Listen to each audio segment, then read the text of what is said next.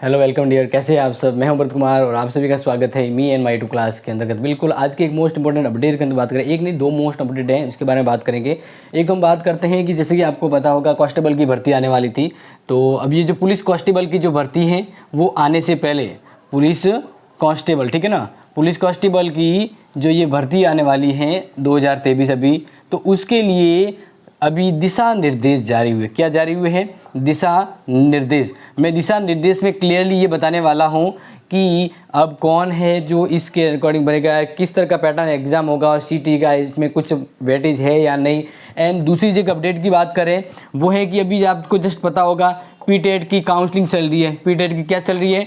Counselling. Okay, तो ये जो पीटेट की जो काउंसलिंग चल रही है, इन काउंसलिंग की बात करें तो इसके लिए अभी न्यू कैलेंडर जारी हुआ है। न्यू कैलेंडर का मतलब होता है न्यू अपडेट, ठीक है ना। न्यू अपडेट यानी हम सिंपली बात करें कि इसके अंतर्गत अपडेट बदल दी गई है कि जो टाइम शॉर्टेज था अब उसको बदल दिया गया है। तो फर्स्ट ऑफ ऑल सबसे हम पहले बात करें कांस्टेबल का, थोड़ा सारांश देखेंगे, इसके बाद फिर इसका यानी थोड़ा टोटली दोनों को देखते हैं। ओके, तो सबसे पहले मैं आपको यहाँ पर बता दूँ पुलिस कांस्टेबल की जो ये अपडेट जारी हुई है, इस अकॉर्डिंग बहुत ही बढ़िया अपडेट है। और इसमें अगर आपको बता दिया जाए तो सबसे पहले एक चीज़ तो ये ध्यान रखिए कि यहाँ पर क्या होगा, पहले क्या रिटन एग्जाम होता था। पहले क्या होता था, पुलिस कांस्टेबल का कंप्यूटर बेस्ड टेस्ट है या ऑफलाइन टेस्ट है वो होता था, देन फिजिकल होता था। बट इस बार एक अलग सिस्टम रखा गया है कि आपका पहले तो होगा फिजिकल।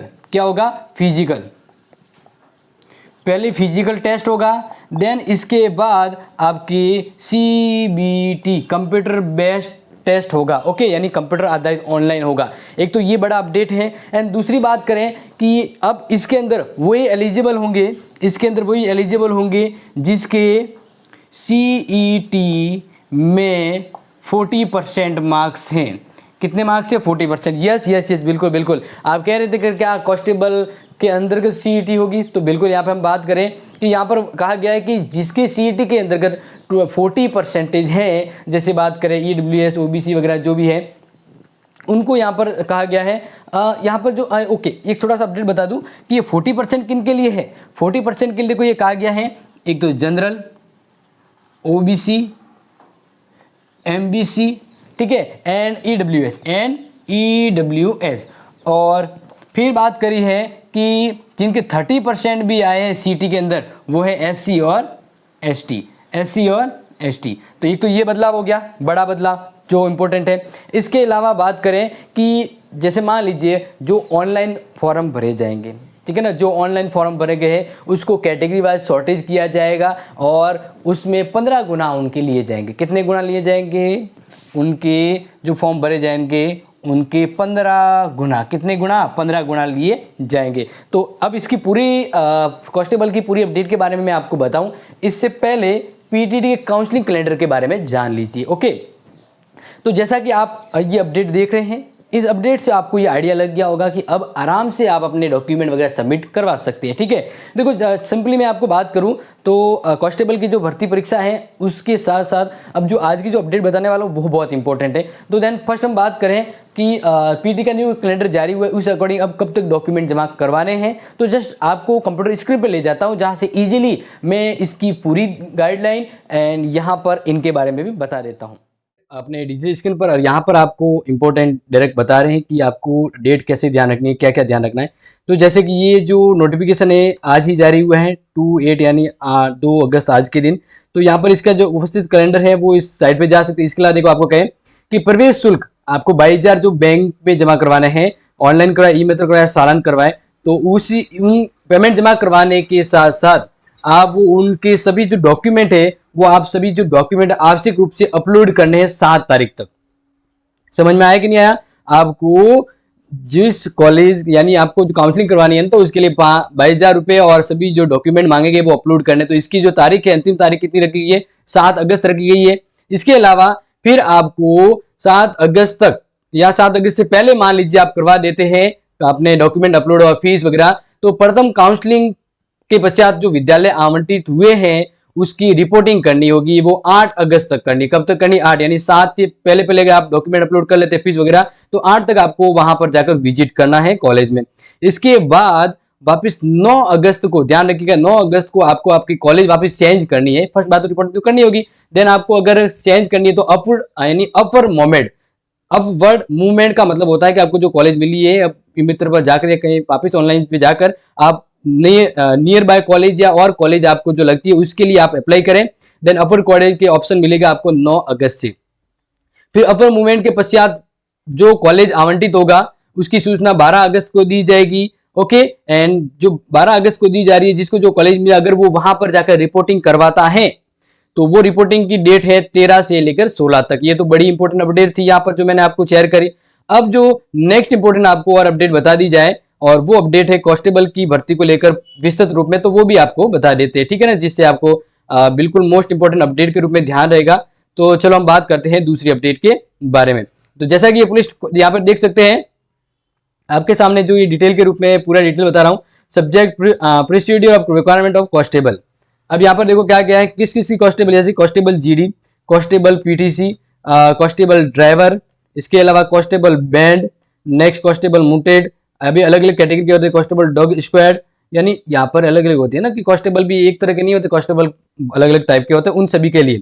तो यहाँ पर जो सबसे जरूरी है वहीं पर मैं आपको ले जाना चाहूंगा, अदरवाइज तो मैंने थोड़ी डिटेल तो आपको ऑलरेडी बता दी है, थोड़ी डिटेल तो आपको ऑलरेडी बता दी है। ओके, अब यहाँ पर आप देखें तो यहाँ पर रिजर्वेशन भी दिया हुआ है, जैसे 5% वगैरह अलग अलग रिजर्वेशन है स्पोर्ट कोटा में वगैरह। लेकिन यहाँ पर आप देख सकते हैं वही कैंडिडेट इसके लिए अप्लाई है जो 18 से लेकर, ठीक है ना, यानी 18 से कम नहीं, 18 से लेकर 23 साल के बीच है। अब कहेंगे सर मेरी तो ये ज्यादा हो गई, तो फिर यहाँ पर 5 ईयर एज रिडक्शन दिया गया है ST SC OBC MBC इनके लिए। ओके, EWS, और 10 साल का रिलैक्शन दिया गया है किनको, यहाँ पर आप देख सकते हैं women candidate belong to SC ST MBC या शहरिया के अंतर्गत। ओके, तो इनको ये दिया गया है। और लास्ट फाइनली जो लिमिट होती है वो 42 होती है, सब वो भी किनके लिए, एक्स सर्विसमैन वगैरह है, DOP वगैरह है, जो इनके लिए अपर लिमिट मेंशन 42 ईयर कर दी गई।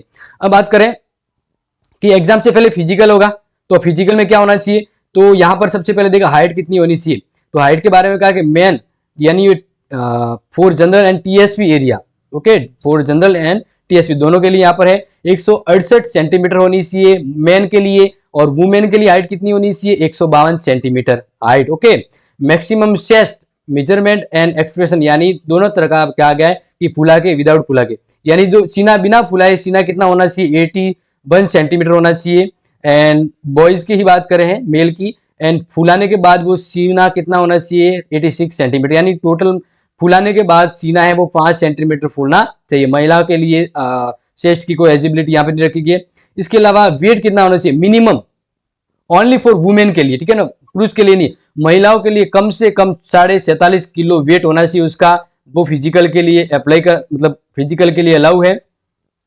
अब बात करें शहरिया डिस्ट्रिक्ट है तो उनके लिए यहाँ पर छूट दी गई है, हर क्षेत्र में देखा जाए चाहे 5 चाहे वो आप देख सके अलग अलग, ज्यादातर अपने फोर जनरल और TSP एरिया है तो उनकी मैंने बात कर ली यहाँ पर। ओके, अब बात करते हैं मैक्सिमम एजुकेशन लिमिट। एजुकेशन क्या रखा गया है, तो डिस्ट्रिक्ट पुलिस एंड इंटेलिजेंस के लिए एज लिमिट क्या है, तो सीनियर सेकेंडरी यानी 12वीं पास होना चाहिए, इसके इक्विवेलेंट है वो बोर्ड जो ऑर्गेनाइज यूनिवर्सिटी है वहां से होना चाहिए।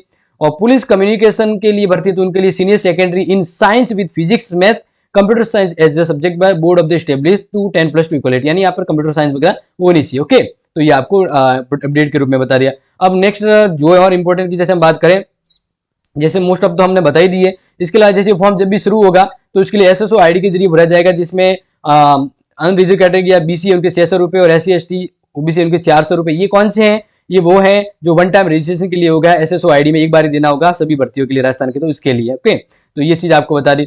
देन यहाँ पर ये जो ग्रेजुएशन दिया गया है कि कैंडिडेट यहाँ पर देख सकते candidate of general EWS scoring 40% और ST ST के लिए या शहरिया के 30% होना चाहिए कॉमन एलिजिबिलिटी टेस्ट, यानी CET के अंतर्गत जिस कैंडिडेट के 40% का स्कोर है वही इसके लिए एलिजिबल है, अदरवाइज भरने की कोशिश भी ना करें। नेक्स्ट बात करें फिजिकल एफिशिएंसी टेस्ट PET के लिए रनिंग कितनी होनी चाहिए, ठीक है ना, रनिंग क्वालिफिकेशन कहा गया है। तो मैन के लिए रखी गई है 5 किलोमीटर दौड़ना होगा 25 मिनट के अंतर्गत, वुमेन के लिए रखा गया है 5 किलोमीटर दौड़ना होगा 35 मिनट के अंदर, 10 मिनट इनको रिजेक्शन है, मतलब ज्यादा दिया गया है। एक्स सर्विस मैन के लिए 5 किलोमीटर दौड़ना है कितने मिनट में, 30 मिनट के अंतर्गत। ओके, और शहरिया कैंडिडेट TSP एसोसिएट के लिए 5 किलोमीटर दौड़ना है 30 मिनट के अंतर्गत। तो ये हो गया फिजिकल के बारे में। किसमें बारे में बता दी मैंने आपको? फिजिकल बारे में बता दिया। और हाइट वगैरह वो चीजें भी आपको यहाँ पर टोटली मैंने बता दी है।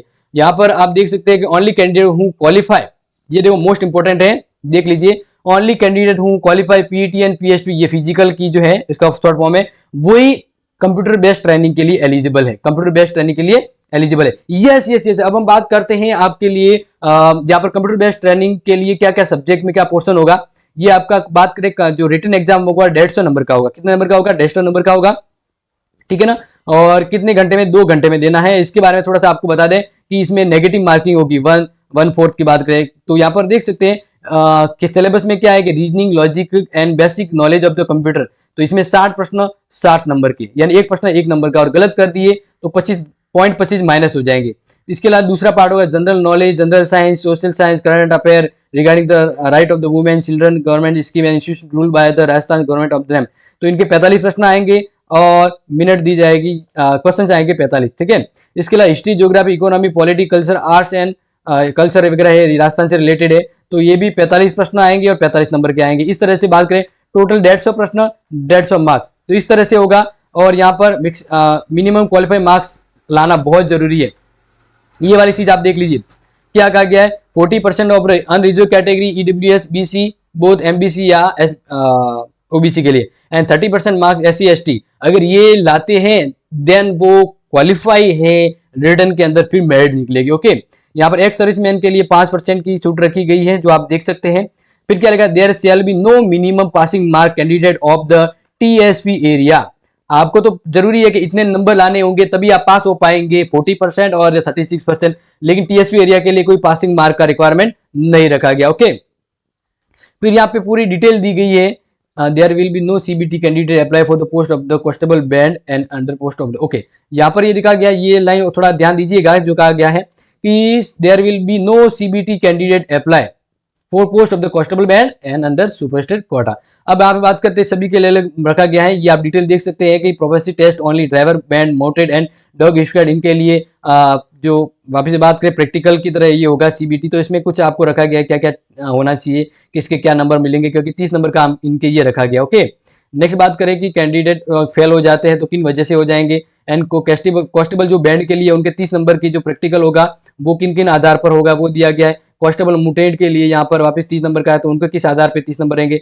फॉर द डॉग स्क्वाड है तो उनके 30 नंबर है, वो किस आधार पे डिवाइड किए गए हैं, वो पूरा डिटेल है यहाँ पर दी गया है। तो हर एक के बारे में यहाँ डिटेल यानी ये पूरा दिया गया है। अब आपको एक चीज बता दें कि अभी भर्ती डेट है वो जारी होनी है, लेकिन इससे पहले पूरी की पूरी डिटेल ये दे दी गई। अगर आपको ये पीडीएफ चाहिए तो मुझे टेलीग्राम ये मैं टेलीग्राम पर दे दूंगा। तो ये शॉर्ट मोस्ट इंपॉर्टेंट अपडेट आपको कैसे लगी, बिल्कुल मुझे अपने थॉट शेयर करें, एंड ये अपने फ्रेंड्स को अवश्य शेयर करें, अपडेट करें इसके बारे में, क्योंकि ये जो अपडेट आपके लिए बहुत इंपॉर्टेंट होगी। और इसी तरह की update, government job update and college की मोस्ट ऑफ क्लास के लिए इस चैनल से जुड़े रहें। Thank you so much and take care.